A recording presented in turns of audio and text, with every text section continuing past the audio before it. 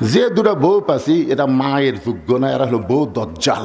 ছেলের বউকে আপনারা কি বলেন? আরো জোরে সবাই বলতেছেন না কেন?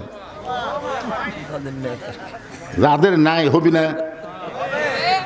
আমি দিনাজপুরের এক মাহফিলে এরকম 3-4 বার বলছে ছেলের বউকে আপনারা কি বলেন? বৌমা। বৌমা সবাই বলতেছে, কিন্তু আর বাম পাশে সভাপতি সাহেব কথা কয় না।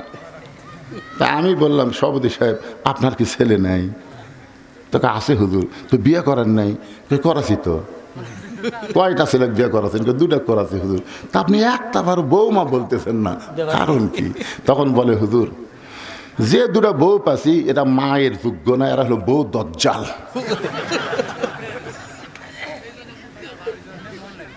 এই জন্যে বৌমা শব্দটা উচ্চারণ করতেছে না। আজও বাংলাদেশে অনেক বেটার বৌমায়ের যোগ্যতা হারায়া তারা বাড়িতে বউ দজ্জাল হয়ে আছে। কথা কর না কেন ভাইজান?